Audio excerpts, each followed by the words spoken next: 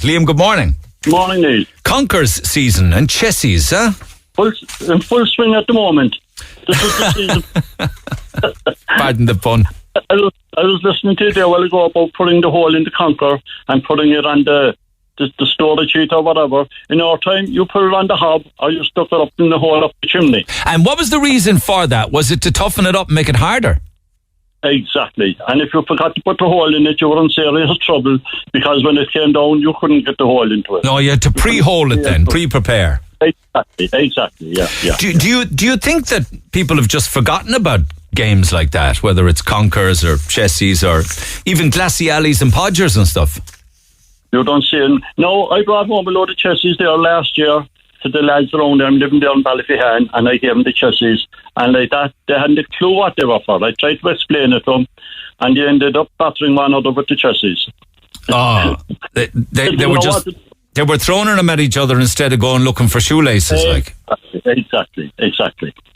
So, you know, lots of the games in our time, they're all gone now, you know, like the girls now, they just play with their dolls and prams, and they're playing up against the wall, playing a clappy, roly-poly, and spin the bottle, kiss or torture. But you don't see that anymore. Like the girls now, they'd be all dressed up with their high heel shoes and all that kind of stuff, and they'd be playing nurses and doctors and that kind of stuff. But the boys then had a fair selection of games. They'd play release, spin the bottle. No, I mentioned that. Yeah. Kick the cat, hops, skipping, picky, cat and dog, handball, football, hoops, gobs, tug of war, mound of guinea. Go back there, mound of what? Mound of Guinea. That was a fella stooped down and we'd all line up to jump over, put our hands on his shoulders and jump over his head and all that kind of stuff. Jump over his back, wasn't it? Yeah. Yeah, Mound of Guinea. Runaway knock was another very popular one, wasn't it? Right, yeah. And swings on the pole. You know, the girls would put the rope up the pole and they swing around the pole. The pole or the telephone pole, whatever. And that was very popular. But it was grand last time because, you know, there was very little traffic and they could swing over onto the road kind of, but it stopped. I think it was in the early 60s, some child swung over onto the road and she got by a car. And got a smack of a car. And, you know, when you talk about spin the bottle, you know, for those that played it, of course, we know what it was, but there's a whole generation that haven't a clue what it was. So what was spin the bottle? Spin the bottle was a group of boys and girls formed a circle, and you put the bottle in the middle of the circle and you span it around. Span it? And if the top, spin it around. No, I love span it. I love it. Actually, there's loads of words like that we use in Cork. Other people don't know what. He span the bottle. And the rain and all that kind of stuff.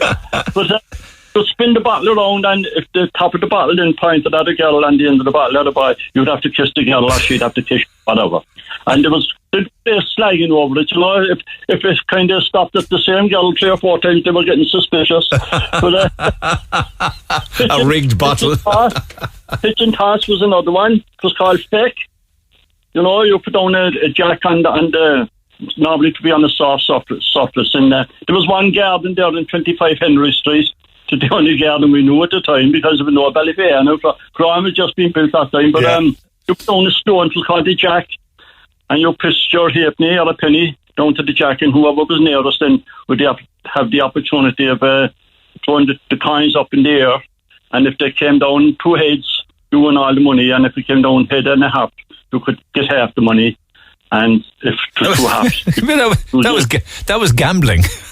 Oh, it was, yeah, but it was only for a penny or a halfpenny, you know. That was just, and of course, if you were playing cards with a Don or Pantoon or a Niner, and you'd be playing again for a penny, and a fella would come along and you'd be in a circle, like, and normally down the quarry in Bratton Street, there where Patrick Hanley buildings are now, and some guy would come along and he'd just stand outside the circle and he'd shout, "What did the sheep see on the mountain?" And we'd all say bear, you dived in and everyone grabbed the money, you got as much money as you could get. And that's where we got the term all a bad then, was it? All a bad, yeah. That was hell for leather than trying to pick up the pennies, and they'd be murdered there, really. But the game that the girls used to play very often were Chinese. The broken delk, saucers and cups and all different colours, and they'd have a little stall set up on the footpad, and they'd be swapping the Chinese.